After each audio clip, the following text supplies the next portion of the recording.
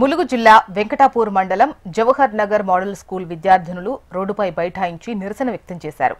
హాస్టల్లో అనేక సమస్యలు ఉన్నా ఎవరూ పట్టించుకోవడం లేదని, సమస్యలను చెబితే సిబ్బంది అసభ్యకరంగా మాట్లాడుతున్నారని అన్నారు. ప్రహారీ లేకపోవడంతో ఆకతాయిలు రాత్రి వేళల్లో హాస్టల్ ప్రాంగణంలోకి చొరబడి ఇబ్బందులకు గురిచేస్తున్నారని చెప్పారు.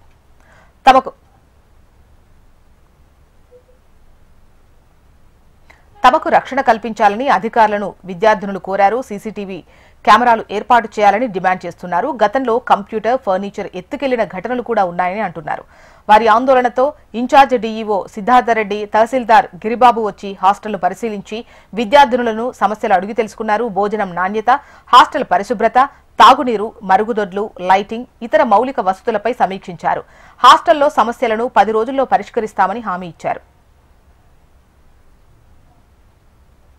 హాస్టల్లో ఎలాంటి ఫెసిలిటీస్ కానీ లేవు.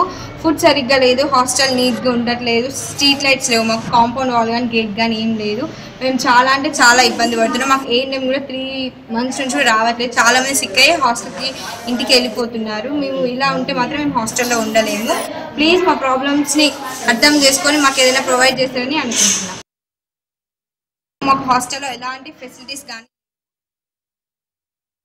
ఈ హాస్టల్ పేరుకే ఉంది సార్, ఇక్కడ ఏం లేదు. పేరుకే అందరం ఆడపిల్లలం సార్. నిన్న నైట్ ఎవరో వచ్చిల్లంట. ఒకవేళ మేము ధర్నాకి వెళ్ళినప్పుడు ఎవరన్నా వచ్చి ఉంటే లోపలికి ఎవరో వచ్చిల్లంట సార్. ఆడపిల్లలు సార్, మా పరిస్థితి ఏమప్పుడు? మా పేరెంట్స్ నమ్మకంతో ఇక్కడ వదిలిపెట్టి, ఇక్కడ పవర్ ఉండదు, వాటర్ రాదు, వాచ్మెన్ చూసుకోదు. ఆమె తిడతా సార్, ఫుడ్ బయట వాడిస్తే తిడుతుంది, ఎందుకు వాడిస్తాలని.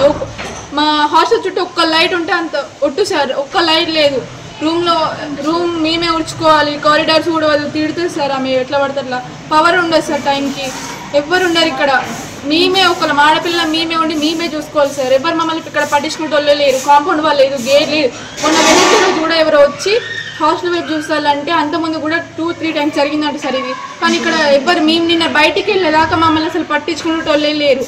అది కూడా మేము మా అంతటా మేమందరం ఒకటే బయటికి వెళ్ళి అట్లా ధర్నా చేస్తేనే ఇప్పుడు ఇవంతా వచ్చింది. కానీ లేకుంటే మమ్మల్ని పట్టించుకుంటూ అసలు ఎవ్వరు లేరు ఇక్కడ. ఈ హాస్టల్ మా ఫస్ట్ ఇయర్ నుంచి వెళ్ళి ప్రాబ్లమ్సే ఉన్నాయి సార్. అప్పుడైతే ఇంకా బయట నుంచి వెళ్ళి బకెట్స్ పట్టుకొని మోసుకొని వచ్చేది, వాటర్ అయితే అసలు లేవు. ఫస్ట్ ఇయర్ ఎండింగ్లో మోటారు రిపేర్ అయ్యింది. ఫస్ట్ వీళ్ళు వచ్చినాక కూడా కొన్ని ప్రాబ్లమ్స్ వచ్చినాయి. కొన్ని ప్రాబ్లమ్స్ సేవ్ అయినాయి, కొన్ని ప్రాబ్లమ్స్ కాలేదు. మళ్ళీ మొన్న కూడా పైపు ఫ్రైడే లేదని చెప్తే సాటర్డే కూడా చెప్పిన మేడంకి చెప్తే ఫోన్ చేసినా అని అన్నది మేడం కూడా. అప్పటి నుంచి వెళ్ళి చేయలేదు. మళ్ళీ మేమందరం ఫుడ్ లేదు, ఏం లేదు, అన్ని బియ్యం వస్తున్నాయని చెప్పి ఆ మేడం కూడా చెప్పినాం. అప్పటి నుంచి అట్లనే వస్తున్నాయి. అందరు చిన్నపిల్లలు వీళ్ళందరూ తట్టుకోలేకపోతే మీ ఫస్ట్ ఇయర్స్, సెకండ్ ఇయర్స్ కలిసి రోడ్డు మీదకి వెళ్ళినాం సార్. అప్పుడు మేడం వచ్చి ఏం అవసరం లేదు, లోపలికి రండి, మేము చూసుకుంటాం అది ఇది అంటే మేడం మాట కూడా వినకుండా రోడ్డు మీద మా సమస్య మేము మేడంకి చెప్పినా కూడా బయటికి రాలేదు.